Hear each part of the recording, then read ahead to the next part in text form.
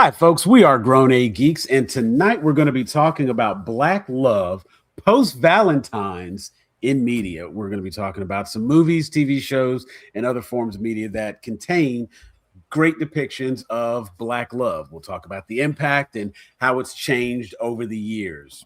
Old stuff, the new stuff. Join us as we get to talking about Black love in media.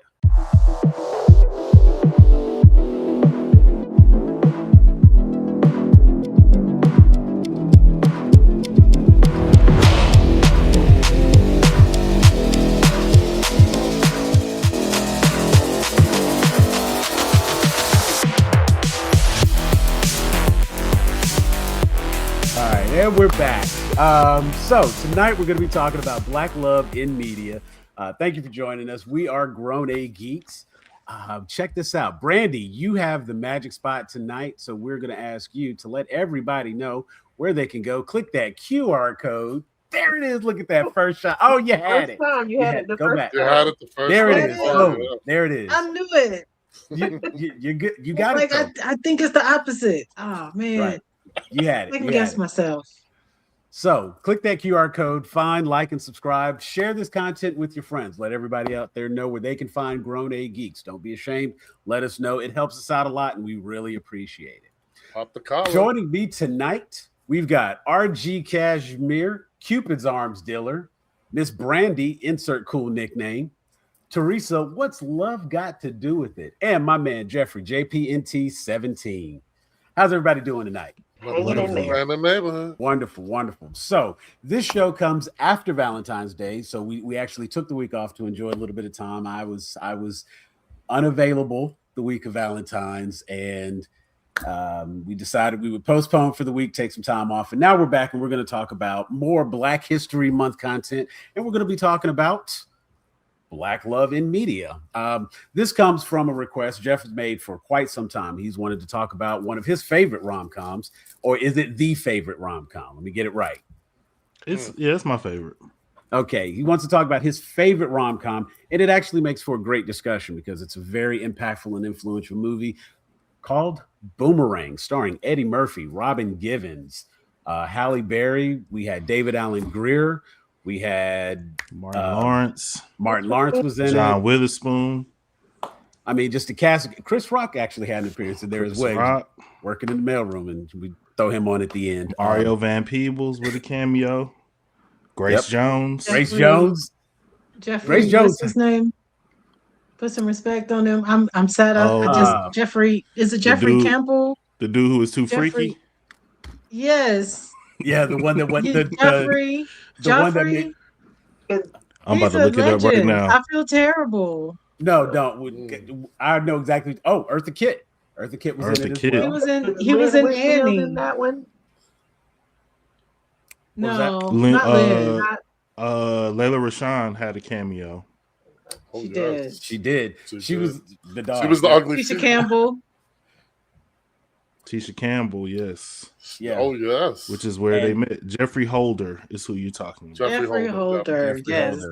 The legend. Yes. And he was the one who got to make the commercial for the perfume. Yeah.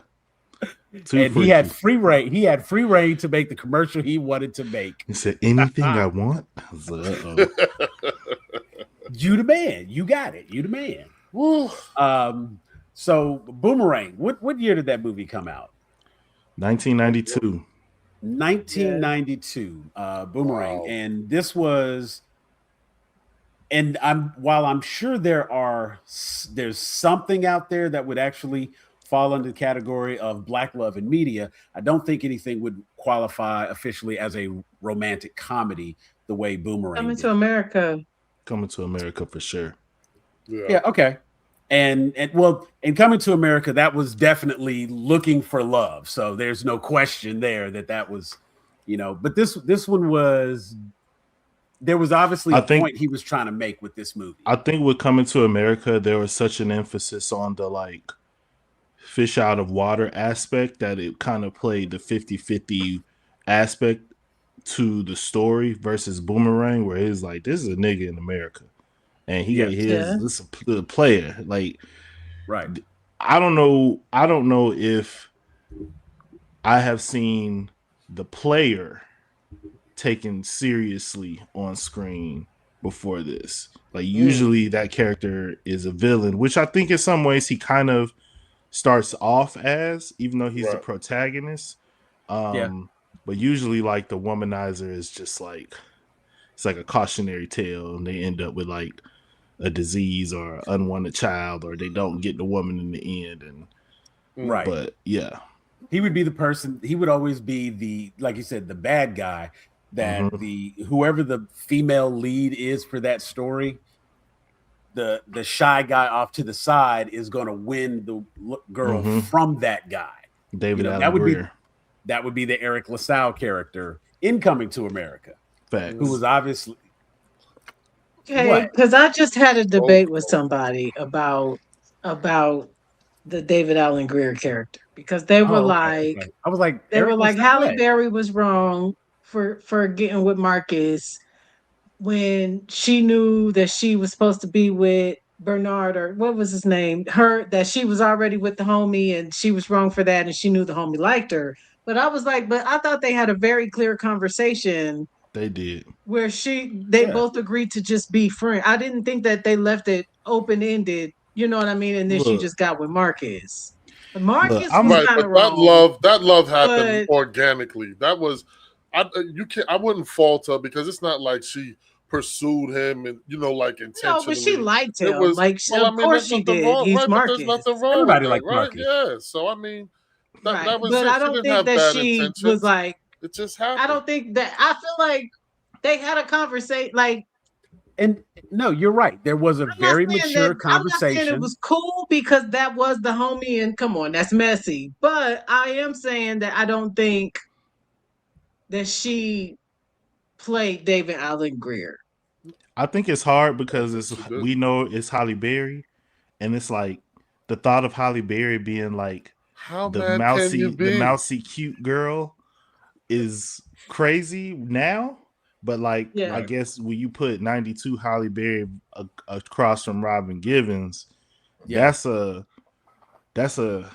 nice battle. That's a. And so I think like with her, it was kind of this thing was like, even from the very beginning when they show up at the Strange launch event, she giving them the eyes, but it's very clear that like, you're the friend. I'm here for her. Her. Like, because she's got the look, the attitude, the vibe that fits into what I feel like I should have on my arm. And she kind of takes herself a little bit, I guess, out of the running.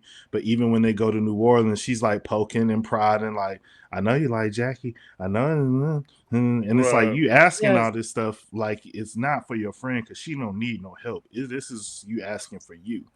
You going out with David Allen Greer because you're the nice girl. He's the nice guy. The two nice people are supposed to be together. But like, that's not what she wanted. I agree. They had a very explicit conversation.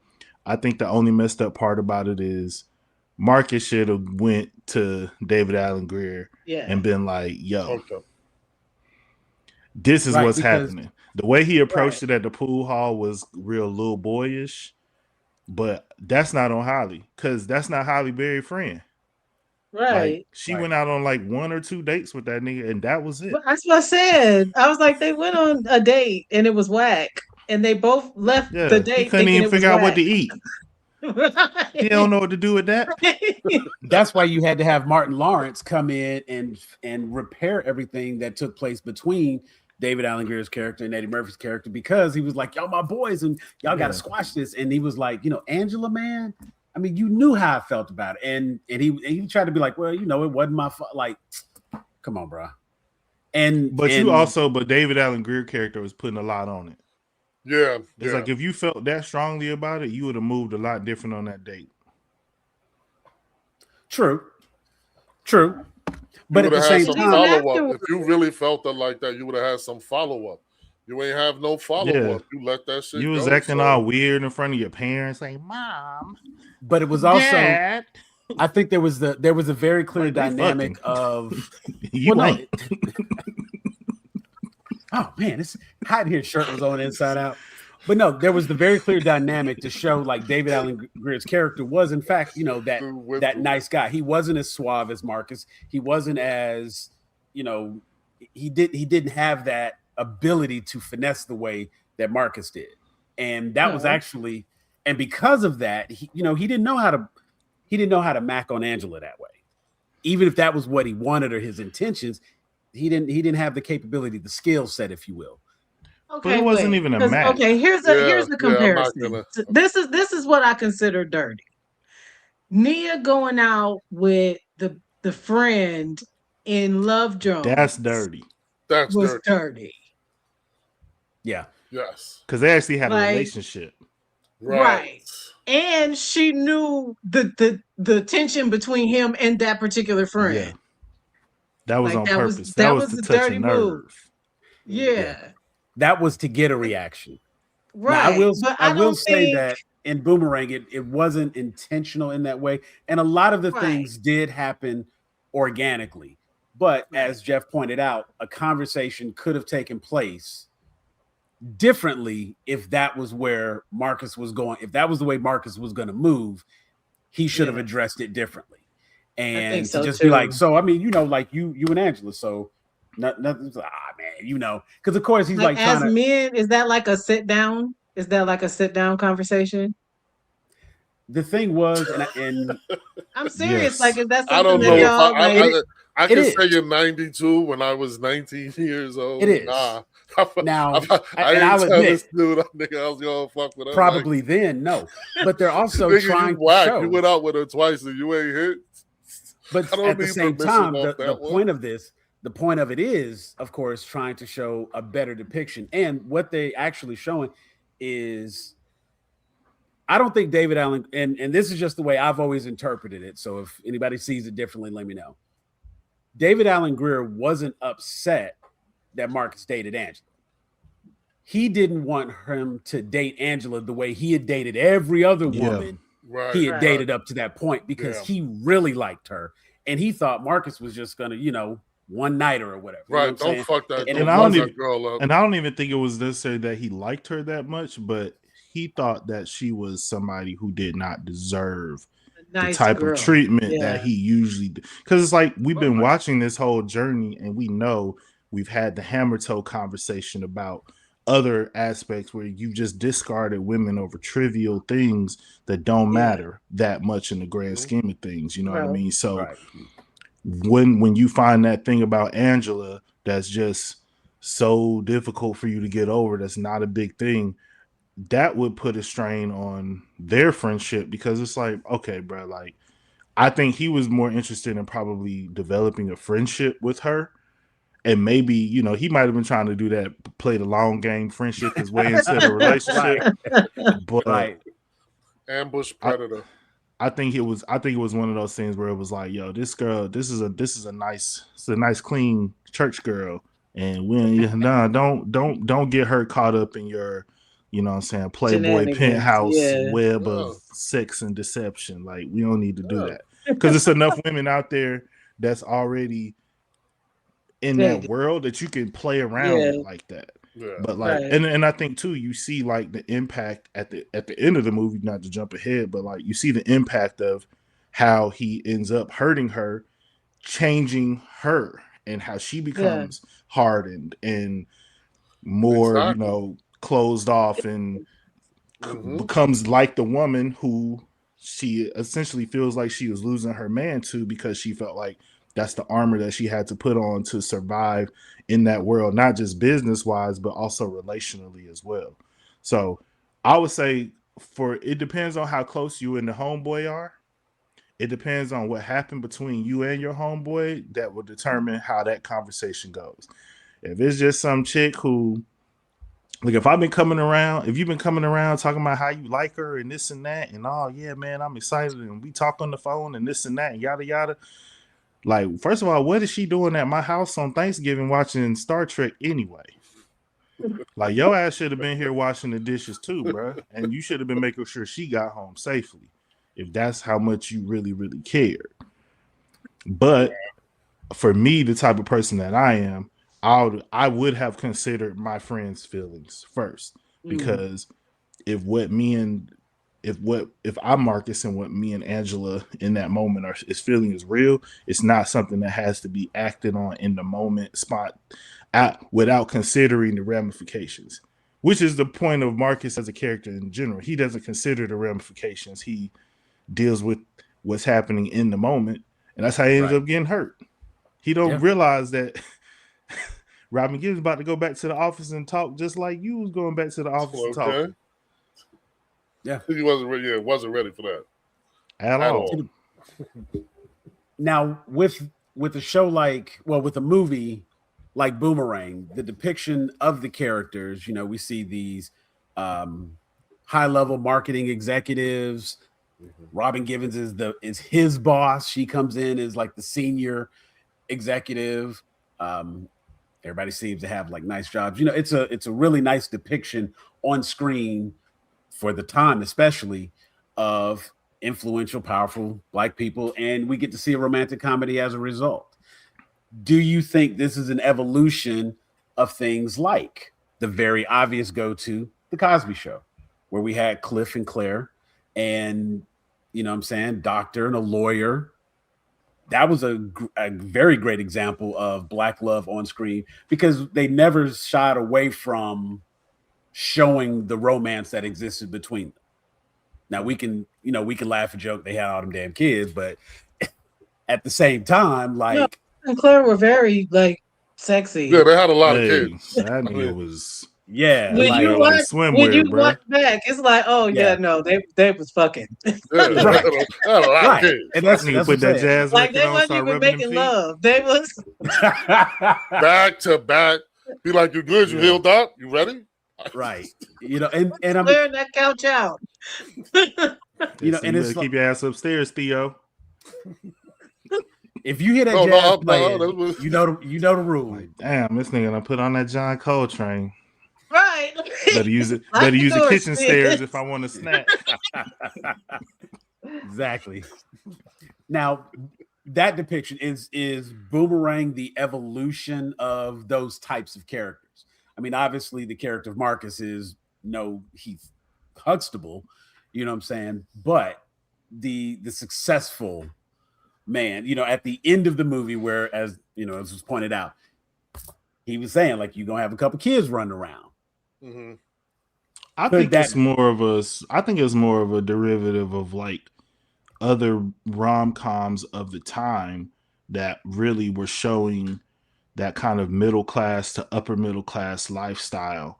And you think about like a When Harry Met Sally, for instance. Like I don't even really know what they did for work, but they wasn't bummy. They wasn't living in the hood. They had nice jobs. They had Sally nice was a journalist, and Harry was he did something. Not a writer, but I digress. But they had. Or you think about like a working girl, or stuff like that. Where these people are working. Yeah, this is, and I think it's really more like a bookstore owner. Yeah, I think it's a take on like the whole thing of like office place romances, and like really is just the idea of like if white people have their workspaces where they getting busy and doing all this stuff and falling in love, and at the time that's where you're realizing as women are really, really solidifying themselves in the workplace, that is where a lot of women are spending the bulk of their time in the office as they get more executive positions, traveling, being on the road, not being like, they're not cruising like just the singles bars and sitting around waiting to get picked up. They're not getting their MRS degrees like in the 70s where you're thinking about a movie like The Graduate, right? Where she's graduating from college and what are you going to do with your life? You ain't got no man. It's like, that's not the reality in the white rom-coms of the time. So that's just not the reality of the time as a whole. And I also think that a lot of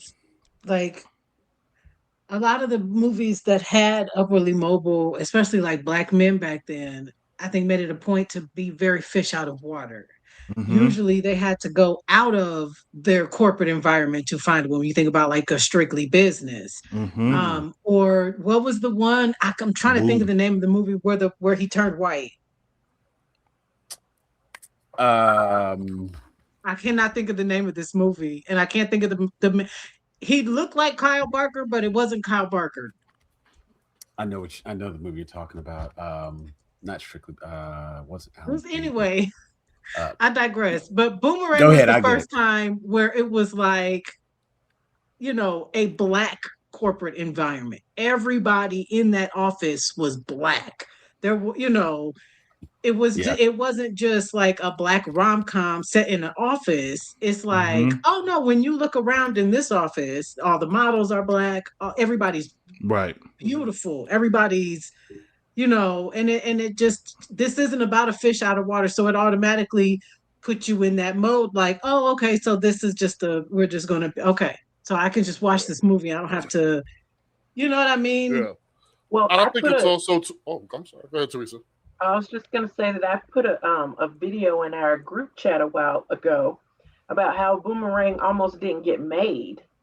Yes. Because, they're shopping it around and the white people that they're taking it to and giving them the concept kept saying that it was unrealistic for Black people to be high-powered executives and to be like, interacting with each other on that level for that time.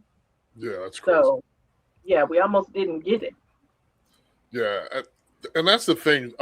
When I look at it, I mean, so at that time, during that time, I was working like in corporate America, in New York City. There were plenty of Black executives.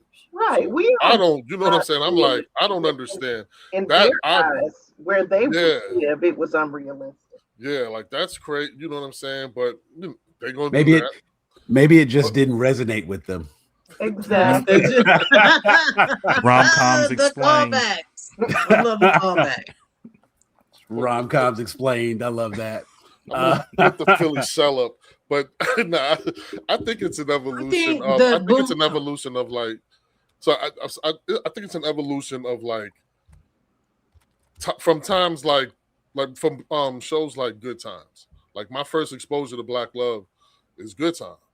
You know what I'm saying? And it's it's James and oh my God, Florida. Almost forgot her name. Good God, I got to struggle. Good old Florida. Look, man, they mail it now, man. They mail it now. But yes, but damn it, Florida. I was at the time, when they was out and I first started watching them, I was from the struggle. I related to that shit. Like you know what I'm saying? I understood it. You know what I'm saying? And it was very nice to see a 2-parent home. I mean, it was very meaningful.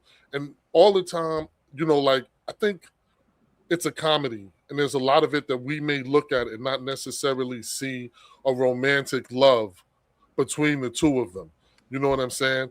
But people, I think there's just the others and who don't get it, who don't understand how that show really highlighted a lot of tenderness. He was incredibly tender with Florida. And it was really nice to see, right? You could see all that aggression from a man, towards others and everything like that, and never directed toward her. And it was a beautiful thing to see. And I think that set the tone. And eventually, at the time, when this was made, there was a lot of us struggling in, urban areas and shit like that. Chicago was like that, New York was like that. There's parts, LA was like that. It was fucked up.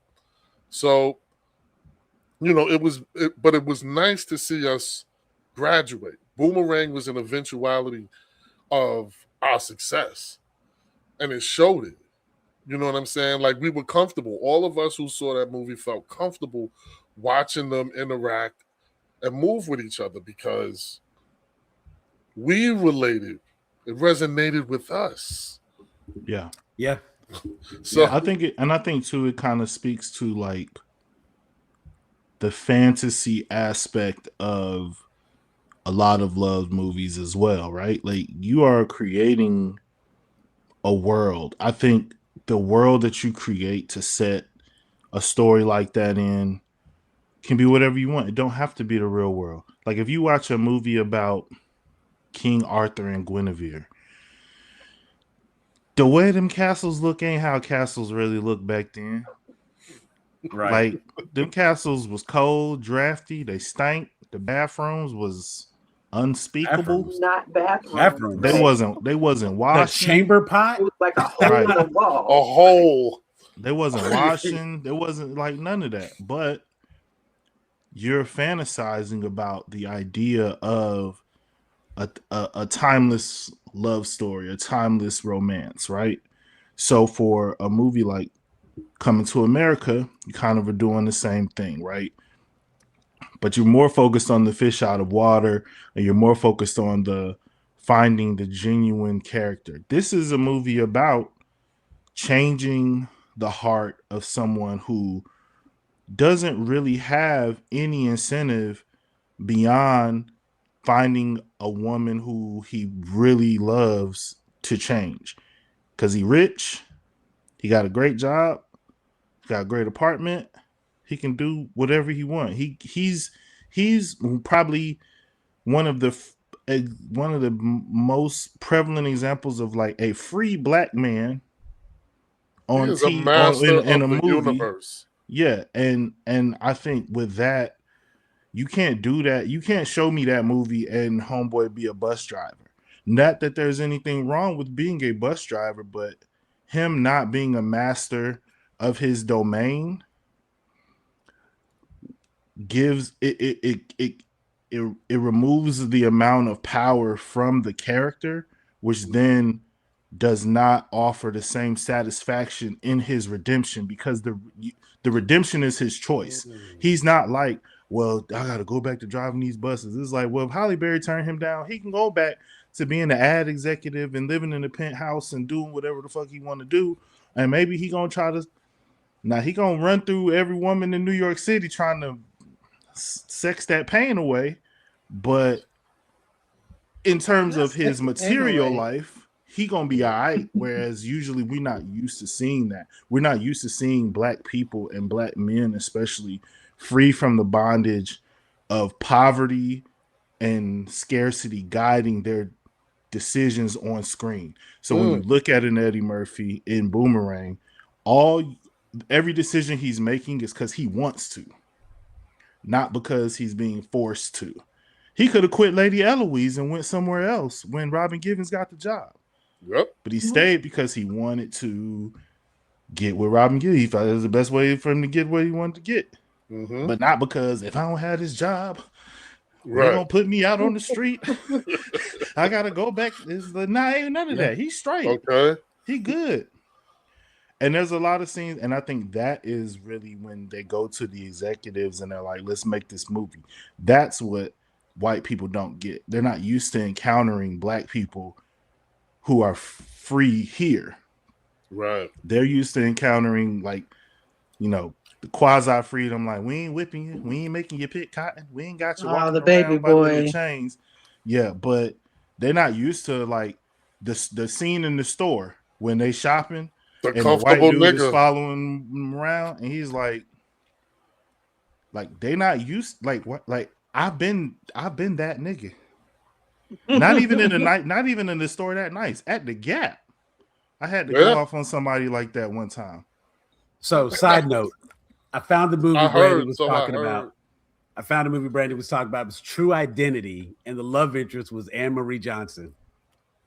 Okay. Wow. Yes. I do remember that movie very vividly. Anne Marie Johnson, 1991. That movie was hilarious. Now that was a funny movie. He's on the run. He has to do the makeup. He's on the run from the crime Boomerang was like the precursor to,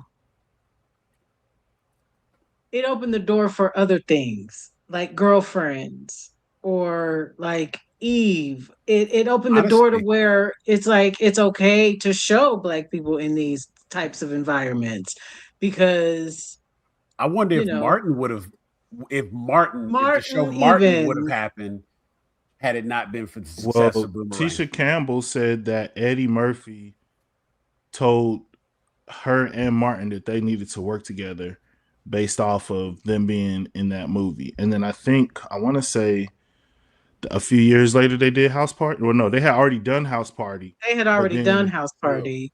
Did you know that she looked into having that job, that role, and he like the story she tells is so cool. The way that Eddie, she said she didn't know what to do. This was like her first big like thing. She went in there and she said her friend and her had tried to work out some improv and she blurted out the line and I forget what it was, doggy style. I think it was the doggy style line. And so she said, by my height, by my size, stopped. Doggy style. Yeah, she said everything stopped. And like he turned around because she improv'd it. And she said he looked at her. She was like, it felt like he looked at me for a solid 10 minutes. And he was just like, yep, everything that. Do all of that. All of that. Whatever it is you're going to do all of that. And he just let her go. And I think even watching that Eddie Murphy documentary, so many of those people were like, and different people that I've watched where they're like, he will give you the bit. Like a lot of actors who are the comedic star, I guess when they have their I get the punchline, I get the joke, I get the bit. And they said Eddie is very open. And I was like, one of the reasons that Boomerang is so great is because everybody was great. Eartha Kitt was in that movie for 10 minutes. Right. My guys. Exactly. Every character, you know what I'm saying? Grace Jones, 10, 15 minutes tops. Bruh, the restaurant scene with Grace Jones is like that is still hilarious. I just think about all those scenes. Was in that movie for 4 minutes and we still got to coordinate. Yeah. Okay. Eddie gave everybody an opportunity to shine, you know? And I think that that's what makes this movie, one of the reasons this movie is so great, is the cast as an ensemble was just I mean, I think it's one of those Chris movies. Rock, like there wasn't a weak link. Sorry. No, I was gonna say I think it's one of those movies where people can't resonate with it because this movie shows how Black people, like there are movies like this. I would say even like a House Party, even, you know, to a degree of Coming to America, there's Black movies where it's like, this is how we are with each other. And this is what we're showing. We're showing how we are with each other. We're not, maybe we do have some overarching message. Like, I don't think Eddie Murphy wrote Boomerang with the idea of like inspiring Black upward mobility. But I do think it was just like, these niggas ain't got to be broke. Like, them being broke doesn't help my story. Him being an advertising executive helps my story. Everybody in here being like, you know what I'm saying? The people being the way that they are helps and services the story.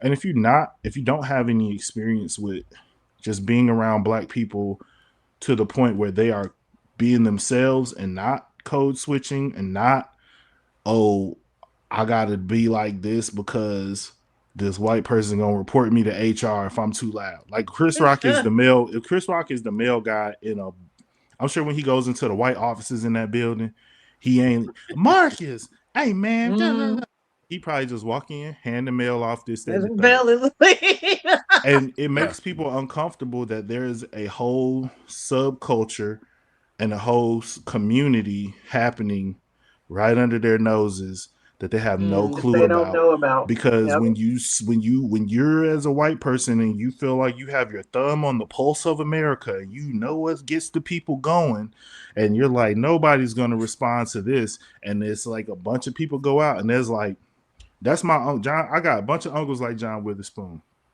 I'm probably personality wise coming up, I was more like a David Allen Greer. I got a bunch of cousins that's like Martin Lawrence that's gonna snap on you in the store if you follow them around. I got people who I went to church with that's young, that was young players like, you know, Marcus. I went to school. I grew up in Decatur, so you know I know some Holly Berries and some Robin Givens growing up. You know what I'm saying? I've seen what it's like with, I got like all the women in my family, niggas be trying to holler at them no matter where we go. From my grandmother on down. Yeah, old niggas in the grocery store trying to help my grandma get the cereal off the top row. I'm like, sir, I'm taller than you. You can be on your way, brother. We good over here. We good over here. Right. Like, can I help you? Trying to sing Heard It Through the Grapevine loud as shit. So my grandma don't care about that. Better take your ass home, bro. Nah, you gotta have the Motown singers. You know, that's how it was. At the serenade. So it's like when you not when you don't look at when you can't, you know, and I think too, when everything has been catered to you, you can say shit like, "Oh, this doesn't resonate with me, so it's not going to resonate." Period. But when you come from a standpoint of like, you got to just figure out how shit resonates with you, because if it doesn't look exactly like you, then you ain't gonna like nothing. Like everybody who liked the Cosby Show was not upper middle class black people, right? But that show still had like you had brothers, sisters, cousins who you had the Vanessa Rudy dynamic with, the Theo Vanessa dynamic. You had, you know, dudes coming to your house trying to date your sister or date you, or the dude watching your dad, you know what I'm saying, or uncle or whoever vet these young men as they come by the house. Like, we know Robert. Right.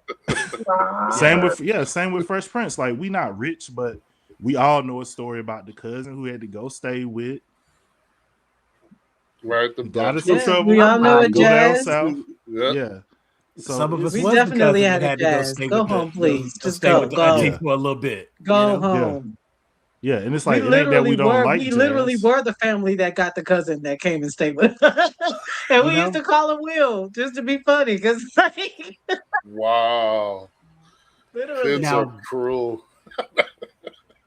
Now, one of the things that I've noticed a lot with, especially when the comparison between like the movies versus the TV shows, because of course when you think of like, you know, Black love and media, you have Love Jones, you have you know, there's other ones, like some of them are going to fall more into the category of just comedy, but they have the romantic aspect in it, and if you know, pluck those parts out, they're there.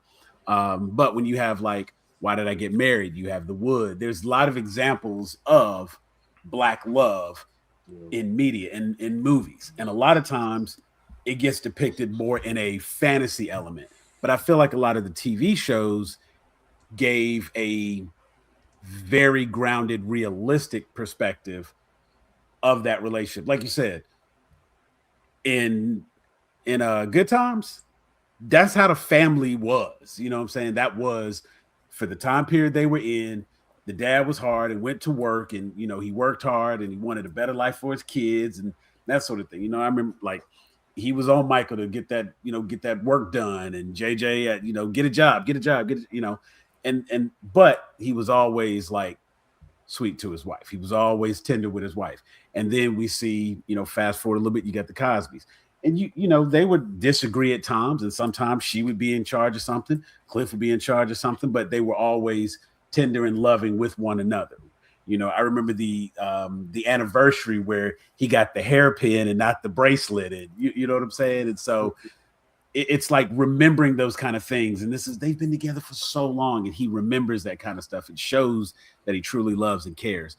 And then you fast forward to something more recent, like, you know, when you look at Martin, like Martin loved Gina, you know what I'm saying? And there was no question that he loved Gina. It was a weird dynamic there because of the time and with it being a comedy, but you felt like at least those characters, you know what I'm saying? Like that was his boo.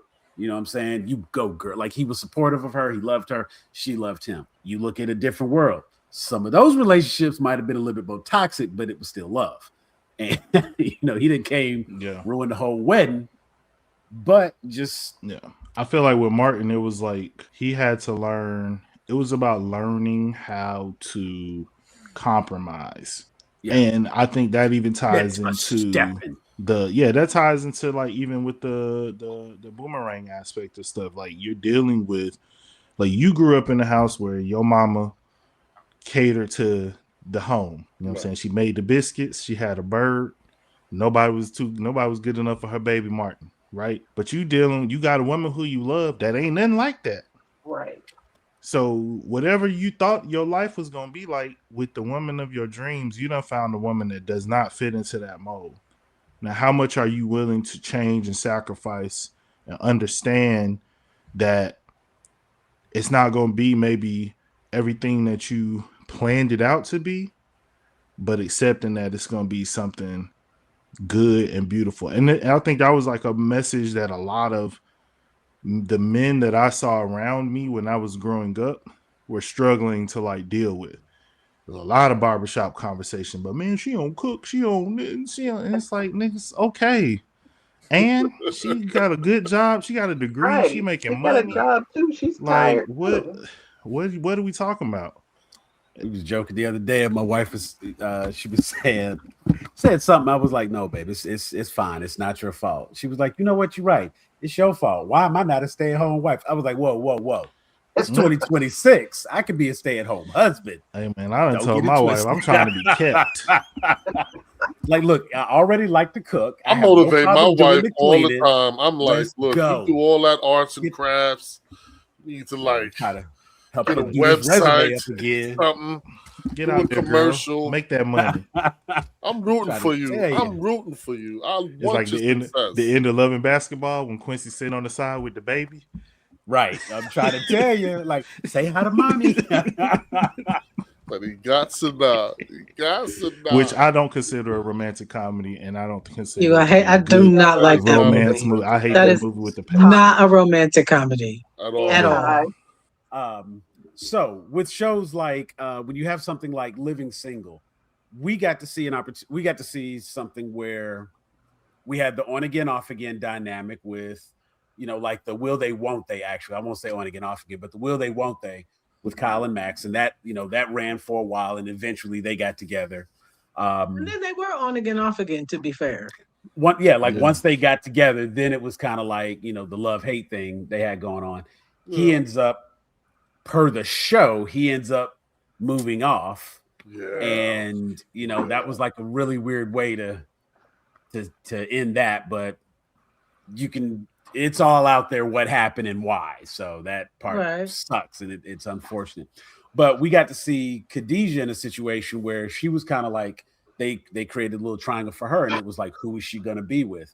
And in those moments, those depictions of these were the situations that were typically reserved for other types of shows. You didn't really get that. It was always just like one person, because when I think of like the Parkers, they just ran that entire show for the longest time with her trying to get with what was his name, Mr. Oglesby or whatever. I hated that she ended up with him. Oh, I hated that she ended up with him. And she should have gotten a whole new great dude. Like long before that. She did. Long before and then that. Professor Ogilvy showed up at the wedding. That's right. Wayne. Oh, right. No, boo, no. Right. And that's my point. The dynamic they did there, and that's why I think something like Living Single actually does a better job of presenting, like, if you have this choice or you have this choice, like actually showing it takes some time to think and try to rationalize, what do you want? What is the better choice? And try to make a mature decision about it, as opposed to doing something like we got from the Parkers, where it's just like, oh, he's here. And that is not a good example. And I think that Living Single handled it much better. And even though, Regine was always it almost didn't matter who it was. She was just going to find her a rich man. Ultimately, but they had black love, because they had Regine wasn't just a vapid gold digger. Right. She wanted a man who had money, but she had plenty of men who had money, and when they treated her wrong, right? That's what I was. You know what I'm saying? She was not one of those women. That's exactly what I was going to say. And she was always going to marry a rich man, but it had to be the right rich man, and it had to be somebody that she actually gave a damn and treated her right and all. It still had to be the right person. And I think that was a much better depiction. And he didn't have no money. But they had black love, because we had Overton and Sinclair and Overton. Sinclair. Yeah. You know what I'm saying? And I mean, those are two peas in a pod. It's one of my favorite love stories. Right? Two peas in a pod. I'm so sad that I didn't get resolution. I truly believe that Living Single did a very good job of showing all versions of black love, and I think there was some of the better depictions in media, especially given the show that it was. I think they did a great job because there were a lot of other shows that showed more toxic relationships. And like I said, I just mentioned I'm not going to do a list of the ones that had bad, but I got do one for think you that Living nobody Single talks about stands out. anymore, and that's Rob. Yes, God bless Actually, you. Yep. It came to mind when Jeff was talking about being the bus driver. I was like, or you could be a garbage truck driver. Or You know what I'm saying? Like you could be the garbage man. And that was a man who cared about his family, cared about his wife, cared about his home. He didn't just care about his wife. And he cared about his community. Right. He cared about his community. He adored his wife. And he loved him some Eleanor. He adored his wife. I mean, I know she was fine. Man, I mean, you should have adored his wife too. Garbage man, you can pull Eleanor. You better. Okay. You better be appreciative every day. And she wrote for him too, though. Like, it's not even like, it was one-sided.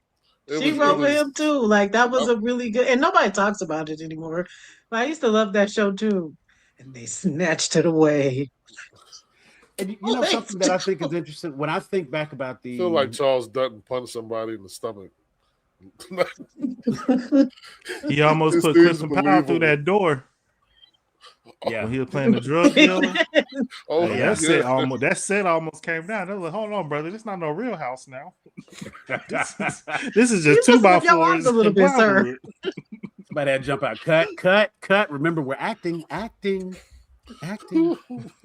No, something I have noticed, especially when it comes to the sitcoms that I watched growing up and a lot of the ones that I watched past that, I feel like we saw actual depictions of love between the Black parents more so than what I saw or what would be considered love between the white parents. Like Carl and Harriet. They was just touchy, kissy all the time. Like they always seemed, unless he was in trouble for something and, she was getting on, fussing him about whatever. He was cheating on the diet. Something like, all the comedic stuff.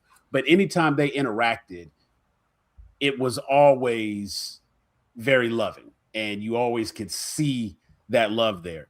Whenever Uncle Phil was talking to Aunt Viv, it was always very loving throughout the episode. Whereas when I watched other sitcoms, they just existed. They were just in the same house, and you did not see the same depiction. Thinking about it, I was like, I'm thinking Growing Pains, or no, Alan because Parents is Step by Step. No, Step by Step, they was fucking. They was fucking. They was fucking. Look, I was about to say Alan Thicke was a little different, and Patrick Frank Duffy, and Carol. Yeah, Patrick Duffy. Yeah, he was definitely. They had the house Carol was shaking, getting in and boy. didn't care. That's another couple that did not care. Don't come in this kitchen unless you want to see something. But see, I think that was also like specifically part of the dynamic. But I mean, come on, man, that's Suzanne Summers. Who not gonna like? Everybody gonna react a certain way. Hey, you knock on that door, Frank, be like, "What do you want?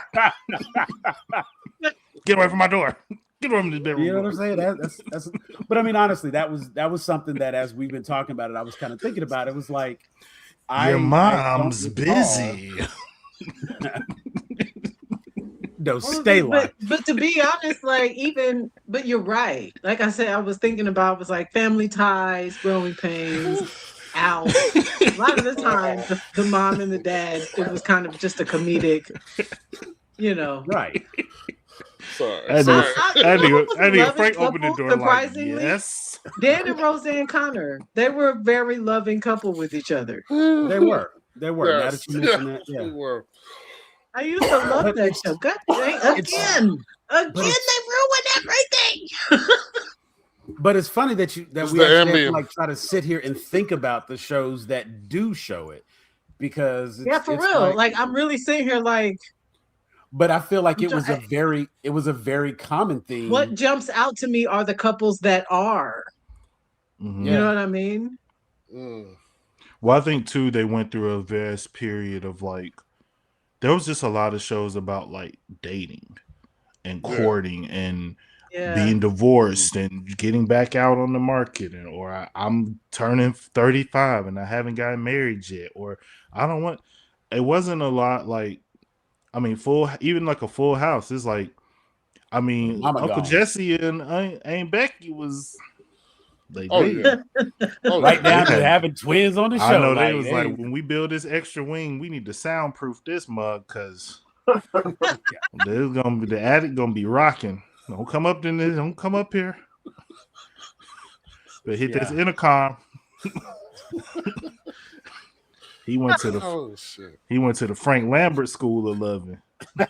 Y'all know I don't do comedy because it's usually largely foolishness. But one example, we're talking about Black Love. One that I loved for some reason. I thought that show was so damn funny. It's My Wife and Kids. Oh yeah, yes. I love that. Yes, that is secretly a very and you know what? It does get left out of conversations a lot. And I liked My Wife and Kids. They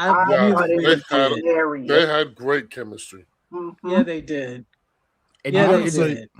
That made me think of two more right off the bat. Just because you said My Wife and Kids, Parenthood. Mm-hmm. Yeah, Parenthood, and believe it or not, I think it's the first two seasons the first season of That's So Raven. Oh yeah. Yeah. Well, I absolutely had a crazy crush on that wife from Parenthood. Oh, yeah, she was in that Gregory Hines movie. I was like, yes, good God. Ooh. Yeah. I think it's a lot of I think that was like one of those things where it was like everybody who was making these shows were very intentional about the opportunities because there were so few of them. They had to kind of just be like, we don't have the space for foolishness. We don't have the space and also it's like, you're not going to make a show about a black couple like Home Improvement where your wife tell you to do something and you just like, whoa. Like, no, niggas gonna be like, who the fuck? What women gonna be like, who you grunting at, my boy? Right. Look, and the very first thing that comes to mind is The Neighborhood, because Tashia Arnold's character, that's exactly how she would respond to that. And it's not she would give him that eye like, what? And it's not about the character, the black male characters not being strong men, but I think it's like they were strong men. Like Uncle Phil's a strong man. Carl Winslow was a strong man. Like none of these dudes are just like cucks, but there's a level of respect that's required if you want to show a black couple and it be authentic. There's a level of respect and adoration and appreciation that's required to just be with a black woman. And all of these shows, not even that though, but both ways. Like it wasn't just like, these. But on the like, white shows, the women, the dude on the just white shows, got the hot women wife, were very much like. On the white shows, the women were very much like, you don't look at me anymore. Let's do this, and he's like, I want to stay home and watch the Daytona 500. Like, nigga, you're not about to tell your black wife you want to watch white people drive in a circle 500 times when she want to go do something. I just like mean, you're just not going to do that. That's what's missing today is like I was saying. I'm like that. It just seems like the standard now is, and maybe that's because we don't have any rom-coms or sitcoms. But it's like there's this message of you don't have to like your wife. You don't have to like the person that you're with. You can just be with this person and then reap the benefits of whatever it is. But you don't gotta care. Like, you don't gotta care what they like or what they're interested in. You know what I mean? And I'm like, it didn't used to be like that. Like I wish somebody would tell Heathcliff Huxtable he didn't care about his wife. He would cuss you up one side and down the other and laugh in your face while she came around the corner to finish it. I think too it's like the propensity for like the rom-com genre in general as a whole to really just be focusing on the pursuit and the desire aspect and not go into the relationship part because that's difficult. Because like in Boomerang, right? Even a character like Martin. Martin is not a soft dude. That character He is not a character, but I bet you he'll go upside your head over Gina. Of course, we've seen it. You know, like there was never a question of that. There, like, right. Whatever it is y'all got going on, I see what you're saying. But as long as my baby all right, because as soon as it pops off over there, right? No, because I think those shows and the good ones really dealt with the like difficult.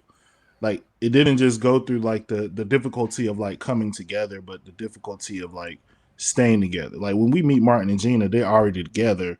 It's like kind of somewhat new and fresh, but they're in an established relationship. Like they boyfriend and girlfriend. There's no questions about it. Now it's like, okay, how do I move in this space? Uncle Phil and Aunt Viv been married and established for a long. They done came up together. You know what I'm saying? So even when we see them go through rough patches or when they argue, we know that they've done this before.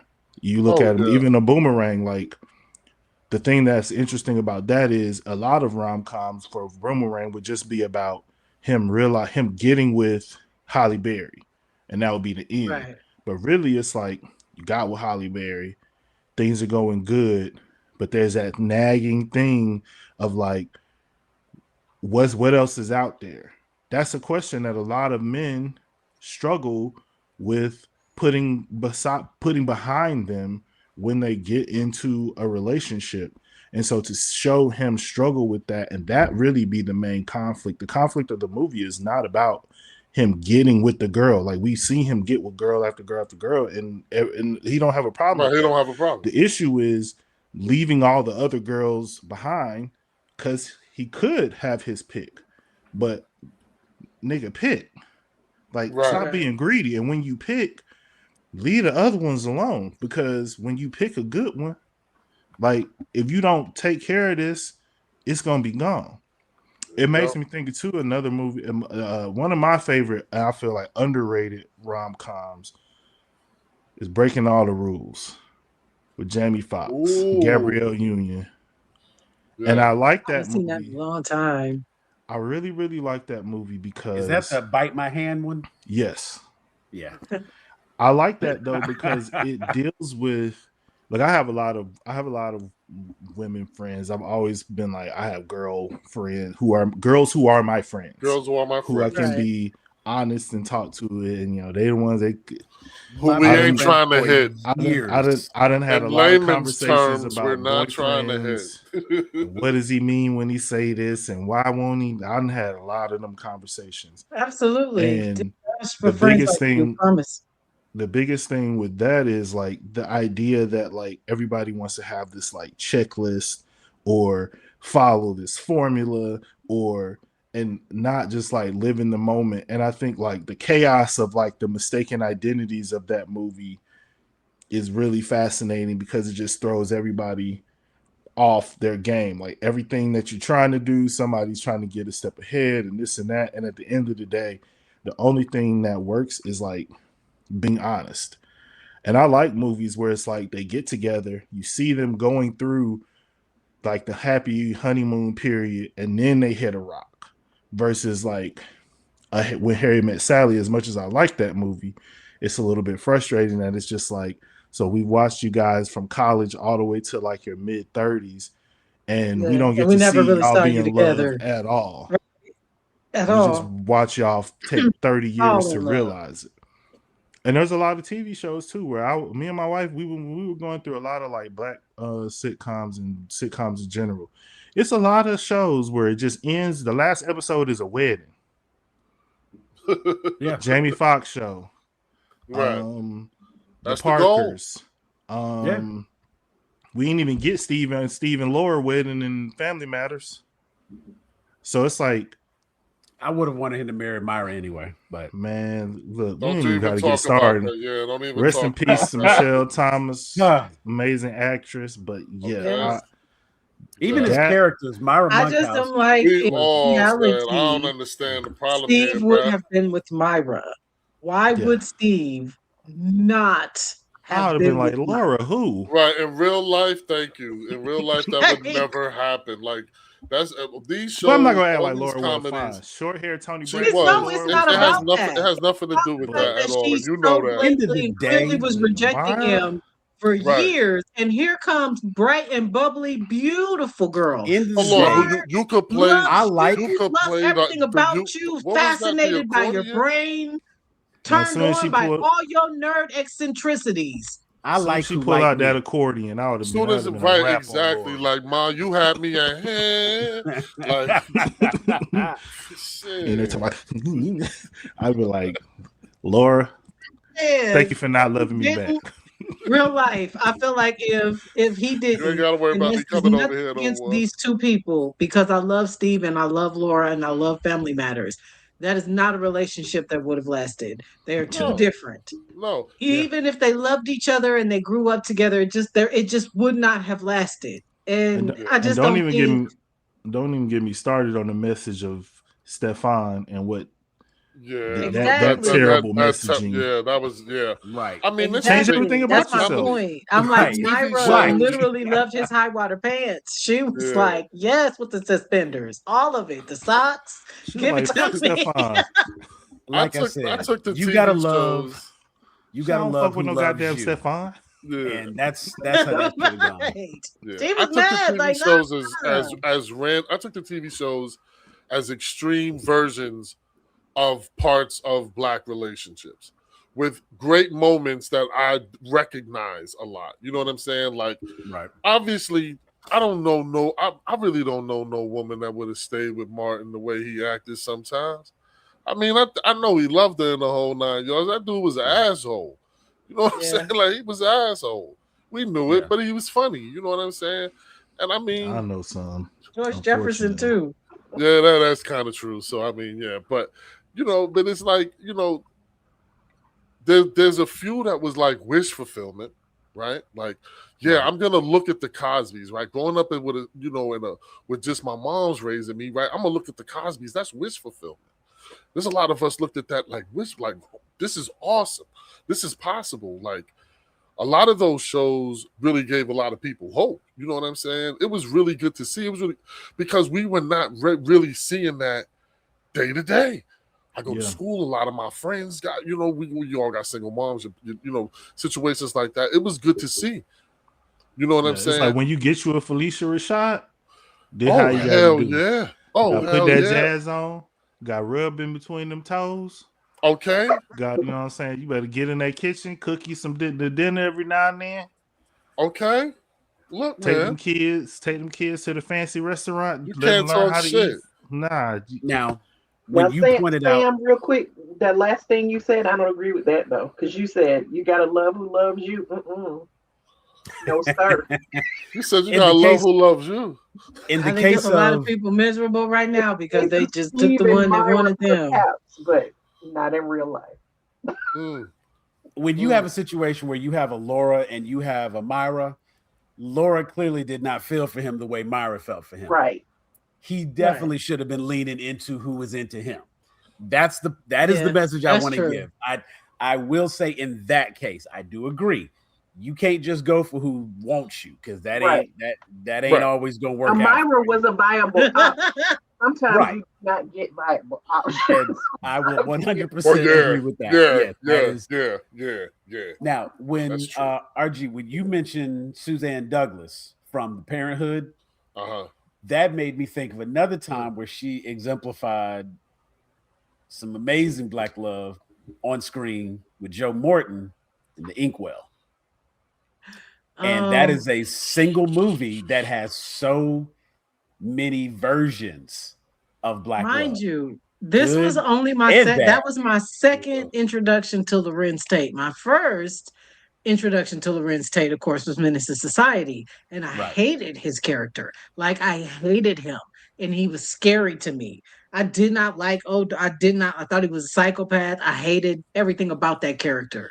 Yeah. And then I watched The Inkwell, and it's like a completely different, this is a totally different dude.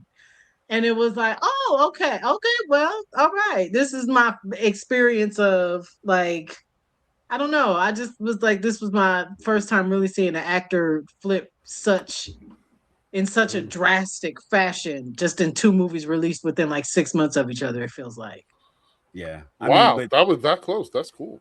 you talk about just the cast. When you talk about something to aspire to, I wanted like so here in when I was growing up, where my dad lived versus where my mom lived, and going to that side of town, it felt like when they took the trip, the family and the community that they went to go stay with the relatives and whatnot. Because I think the sisters, Vanessa Bell Calloway and Suzanne Douglas, were supposed to be sisters, and they were going to visit. And of course, you had Glenn Truman. He was the husband there, and it was like this beach community, like a Martha's Vineyard kind of community that they were going to visit relatives and stay there for a while. And Lorenz Tate has got that fish out of water element because he's in this new place and he's a weird kid on top of that. So here I am coming from the east side where I'm living with my mom, going to visit my dad. And it's like culture shock because now I'm in an entirely different community that's very unfamiliar to me. So this was a movie that just for so many reasons did resonate with me and I could relate to it. And it's just, there are so many depictions, like just the way the two families, Joe Morton and Suzanne Douglas, they were supporting one another. They had each other's back and they were truly like in love. And that's the black love you aspire to, that 70s. It was a very cool love. Yeah. And then at the same time, you had the Phillips and, Glenn Truman's character, who was, a very upstanding citizen and like had all the military, but, was professional and had his wife. And then, of course, you start getting into some of the other people. And, of course, like the A.J. Johnson character, she's a woman who's in pain. And, of course, we got Morris Chestnut as the villain in this case. You know what I'm saying? And, of course, he's just out doing whatever it is. He's out doing whatever it is he's doing. Just a straight asshole. But even then, watching Lorenz Tate chase after Jada Pinkett in the movie and like, I'm saying, his desire to like get to know her and want for more there and whatnot. And there's a little bit of problematic stuff towards the end of the movie, but no worse than what you get in other movies. But it's like that's another one where I think it has just a lot of great depictions overall.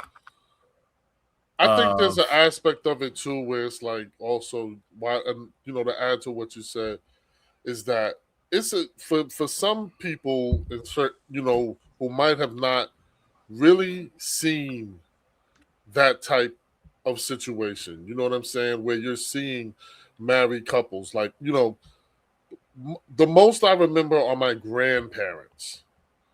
Yeah. You know what I'm saying? Like as a married couple, I think there's a generation of us who just kind of like did not really get to see that. And actually, but we knew it exists, but for some of those they existed elsewhere. And it was just great to see these depictions of healthy Black relationships.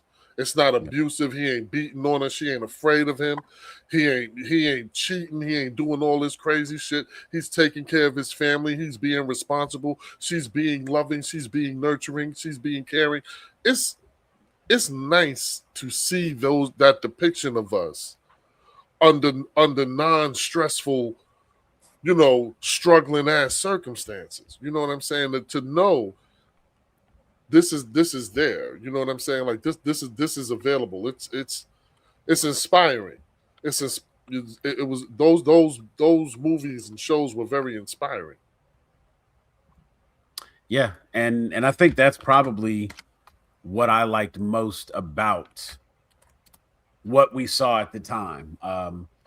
And like I said, for the most part, I feel like, because even when you look at the adults in Moesha, because that's the one that could go either way depending on who you talk about. But when you look at the adults in Moesha, the father and the stepmother, you know what I'm saying? Like they were clearly, like there was love there, Oh yeah. And until the secrets came out. You know, that's a gigantic secret, man. Yeah, but you got to tell your woman, bruh.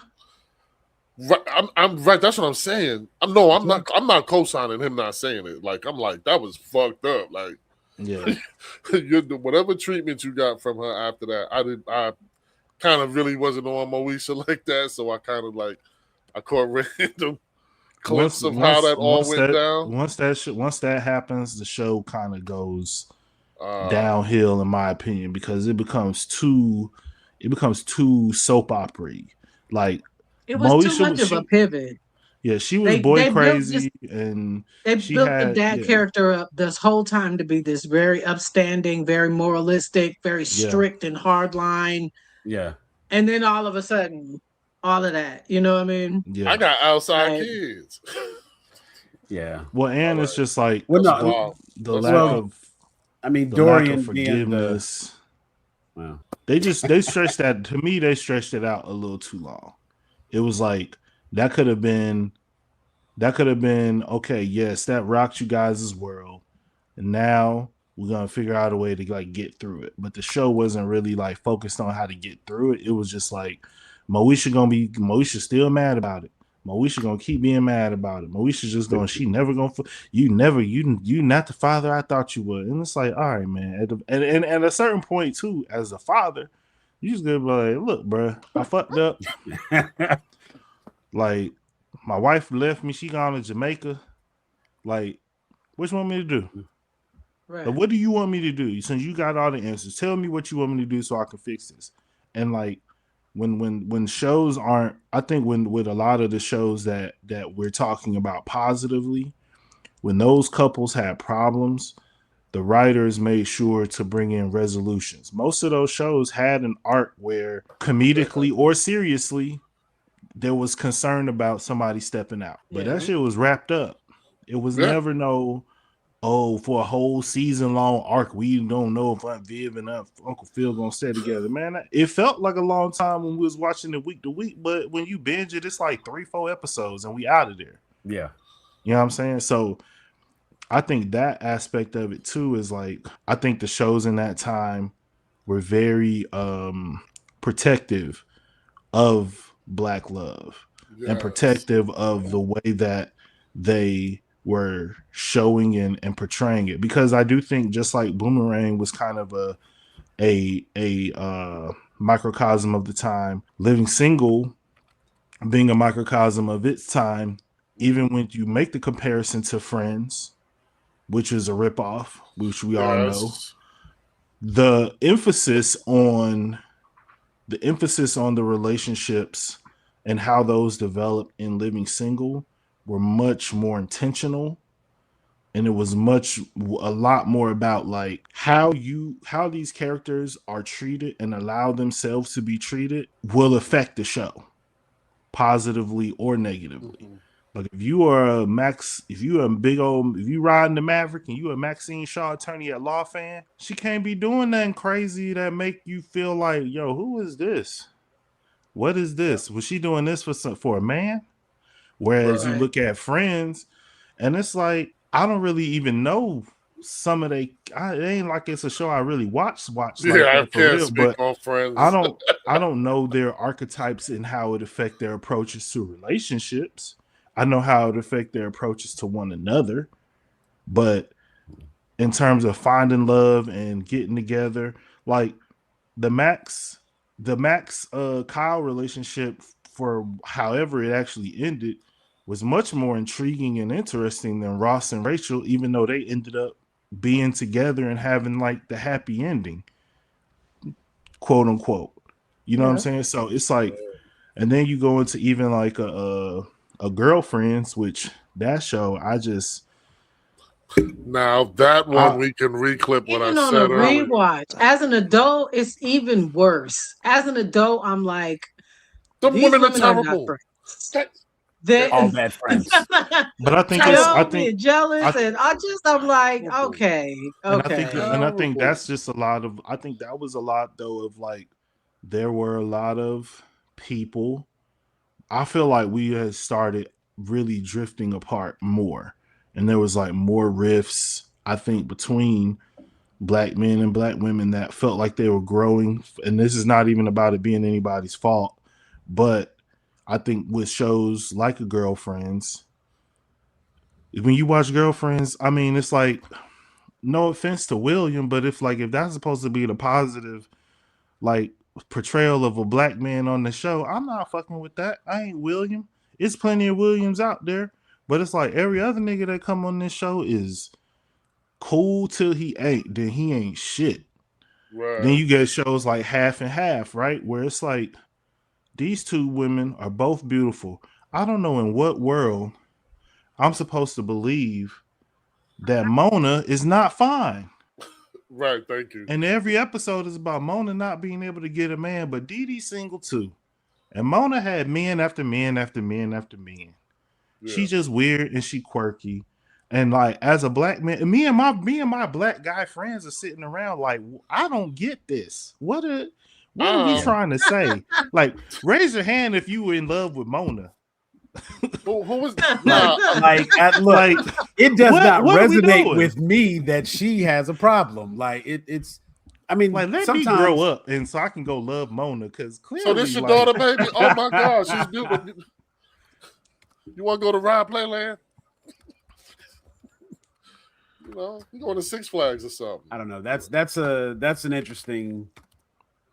But that to me felt like a very white that felt like a white approach to that archetype of the two single sisters, and one of them's the edgy, bordering on spinster one of them's the like kind of rich, like chasing gold digger type. Like she's like a Regine rehash to a degree, but it's like these are not. I think with the acting, it was really, really well done. I thought the show was very funny, but I think the storylines and how it was written and how the character arcs moved, it felt very much like Friends, and it felt like NBC. I was about to say, it feels like a product of its time, and I don't think the right people were in the writers' room all the time. Yeah. And that's kind of what happens with that in a lot of these shows. I was looking for the Monas. Some of those problems, I found one. Me too. So alternative black girls. They're like, yay. Brandy, you had mentioned earlier, and I was just pointing out that a lot of the shows we've been talking about are older shows. There's nothing really recent, so to speak. I'd say in the last 5 years that have come out. Blackish. There, okay. Blackish. I think Blackish was fascinating. I think that in the point of my life that I was in, living out there with all them white people in California and San Diego, and being like upperly mobile, and I was just like, yeah, this shit's speaking to me, because I'm definitely, like my wife would say, like I'm very much like Dre, minus his like temper and his like selfishness.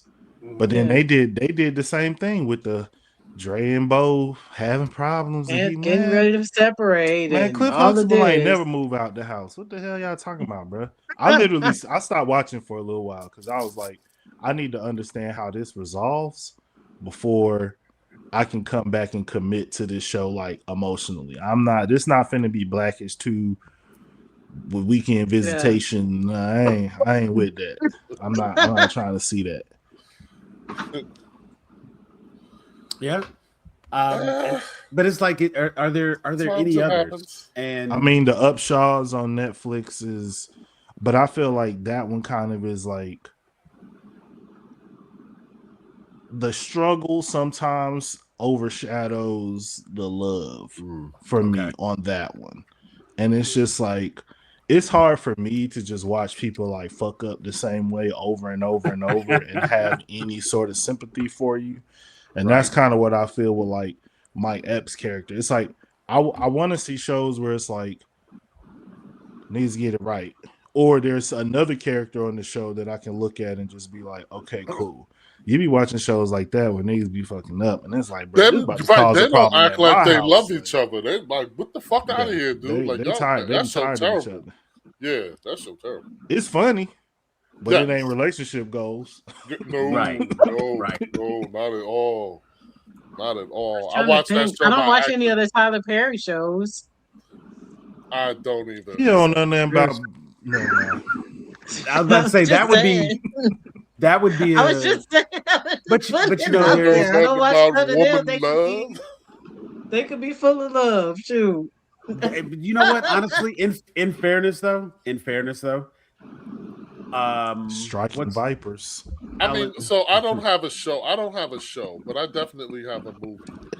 And it's not necessarily recent, but I'm gonna say like my favorite representation of black love in a movie, which without question is Brown Sugar. Like I absolutely love the development of those two. Like, well, for one, because I have an unhealthy Sanaa Lathan obsession. So, and then outside of that, she has the Denzel effect. She just plays the coolest characters. That it was like, if that girl existed, I would want to be her fucking homeboy. Like, she's cool as shit. She always plays cool characters. So, and Brown Sugar I like also because I rap. So I'm like, the whole aspect of them getting together over a shared love of hip hop was just absolutely great. You know what I'm saying? Obviously, some side bullshit goes on, you know what I'm saying? But I mean, like marriages. some shit happened. I was about to say, but he had the That was my look. They both equally did one of these, right? I don't know. They montaged the fuck out of that situation. They montaged a lot of missing if they made a movie of our relationship, it's Brown Sugar. He said, because for damn sure you be sitting in the room with my fiance answering them questions like that. And I was like, yeah, it's funny. We didn't end up together, but our relationship was very much that and based around hip hop and all of this. Like, that's not a movie that Brown Sugar. It's Let's just, talk about the made it hard soundtracks. on dudes. It made it hard on dudes who have women friends because it was like, see, she's just waiting. She's just waiting for the right time to strike. Waiting in the wings. Blair Underwood. Hello. Don't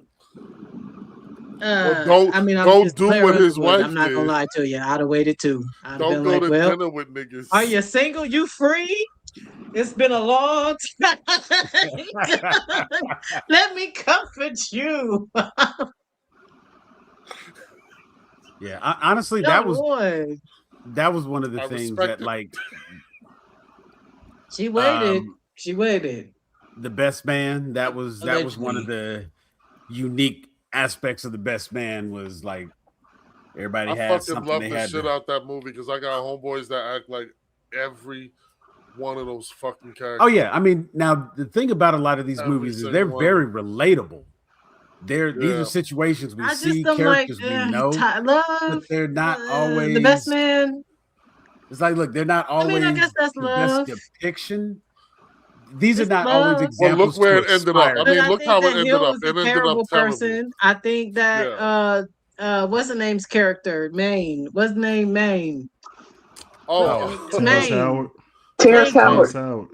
Ben Affleck was terrible in The Best. I did not like his character. I thought he was hilarious because he was like, y'all finna sit around here and act like this ain't what it is, and this nigga just wrote a book about fucking your wife, bruh. Why would are you crazy? That, though? But why would you write a book about it? Like, oh boy, it's like just all around. Then he was gonna cheat on his fiance. Like, sir, you are a terrible person. Yeah, he was. He was. Harper. Yeah. Harper was that's out of here. I was close. But they weren't the love story. The love story was Regina Hall. The love story was Regina Hall and the wheelchair dude from Talking about Mercutio. There you go. Yeah, good Mercutio. That's how I describe every time I think about him, I think about Showgirls. Let me show you my moves. Oh, you got boobs. Yeah, Harold Perrineau was. He was a Juilliard straight dancer, and he was in showgirls, just flinging his body. Yeah, anyway. Okay, I feel like I've lost it. So anyway, okay, I'm sorry. No, and you're right though, because I guess that is probably the only. I won't say the only real love that was in The Best Man, but it was the only one that was. I mean, Lance and Mia. Lance loved Mia, and Mia loved Lance. Yeah. I don't think they didn't love each other, and I'm not mad at Mia for sleeping with Harper. I'm mad at Harper for writing a damn book about it. Why would you do that? Why would you do that, bro? Yeah, that was stupid. That was something that we were supposed to take. See, this is what I be saying. Men be gasping. Because why would you do that? Well, look what happened. Why would you put me on blast like that? I would be so mad. And she was so lovely and just so lovely and gracious. And listen, it is what it is. But yeah, I also am like, Lance, you was literally screwing everybody. You cannot be mad that she got one off on you. And the dynamic of that situation was the betrayal from your homeboy, from somebody you consider your brother. Yeah. Like, it's like, I get it. You know what I'm saying? Yeah, you know, I'm but doing it was my also girl wrong. You know, I'm doing my girl wrong. But you, my homie. It was also the fact that he thought she was the only one that he was with. And right. So that was an ego shatter, right? Yeah. It's the ego shatter. So it's not just that I'm not right. And it was lame ass Harper. And it was lame ass Harper. There you go. With that Ray from the school paper. The whole point of the Best Man series is Harper is not a good writer, which is why he has to like siphon stories off of all of his friends around him and sell a damn book. There you go. Right. That is. I just don't like. Why would you write? That's the message. Why would you write that book? Be with a bunch of busters and all her That's movies. Why. Because he's just a fuck nigga. He ain't think he was never gonna get nothing like that. Never before in his life up until that point in college. Thank you. He ain't. That nigga's Tiger Woods. Never had no Mia coming up Tiger to him Woods. Right. What? Be like, what? You pancakes and coochie? Awesome. Nah, he ain't never thought that was Tiger Woods. My bad. Sorry. But no, that's not true. Because he could have had me alone. No, he couldn't. If the CD skip and ruined the moment, you couldn't get that. Stevie Wonder was finna get that. You was just Stevie. You was just channeling Stevie through your body in that moment, but you wasn't finna get that. Stevie was getting that. Oh, I ain't never had the CD skip and be like, well, he could have tried again. True. That's my point. Like he could have went on ahead and tried again. It's not like he didn't have a shot. But that's the point. The fact that he wouldn't try again is exactly why he would never get that. Because he don't have the self-belief. At home and you trying to cheat with me, like bro, greedy. Well, here's the thing. That's the story I need. How you get that? Greedy. Harper Stewart. That is greedy. That is. Here's what we see from this. And here's a full circle moment. Harper Stewart is a Gerard. He's not a Marcus. Lance is a Marcus. And when we see Lance get his upcomings as a result of Harper, that's the story that's being told here. And just like Jeff said, he wasn't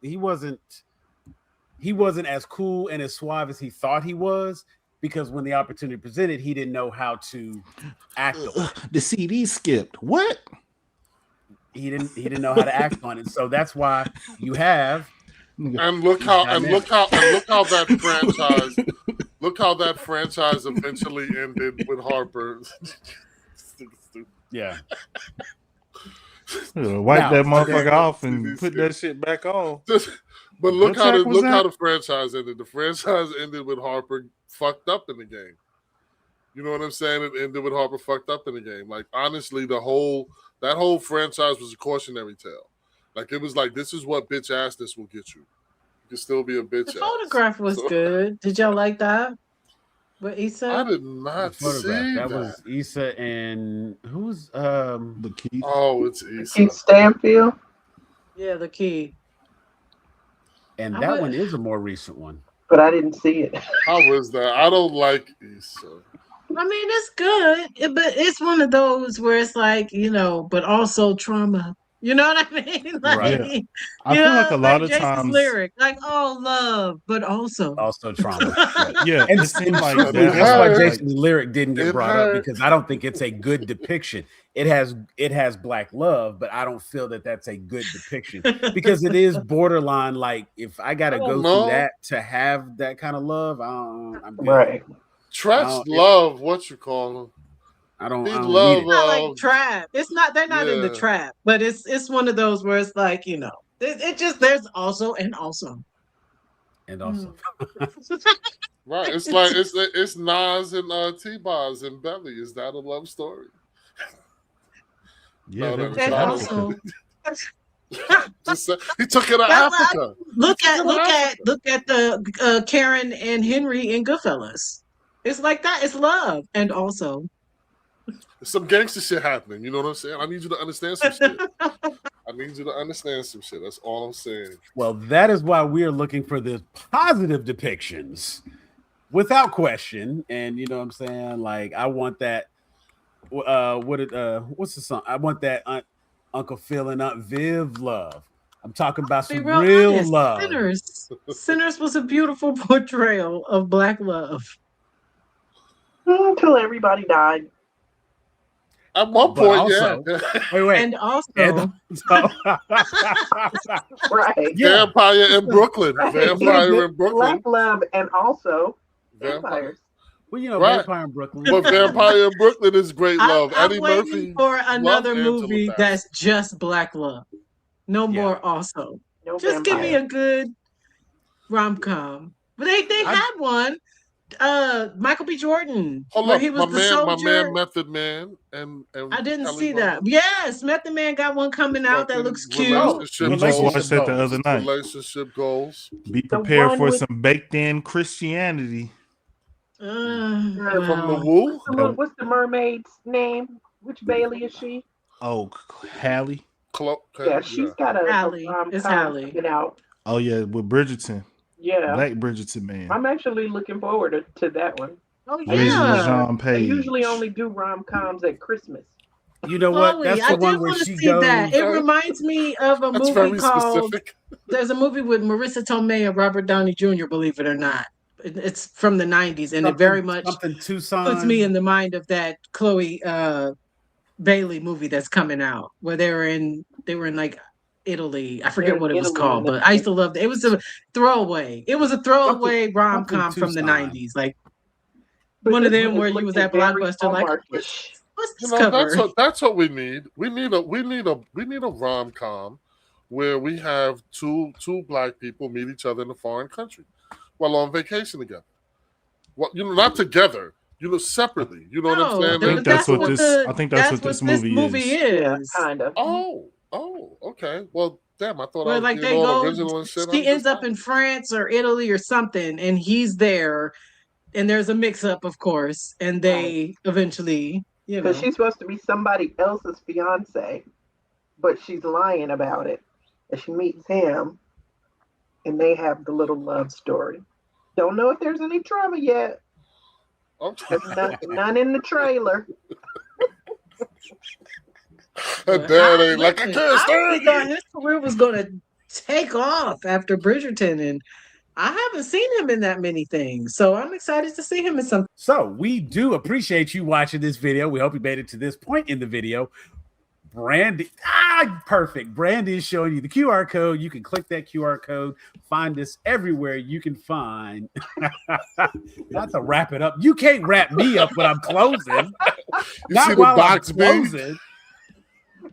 While I'm closing. Oh my goodness.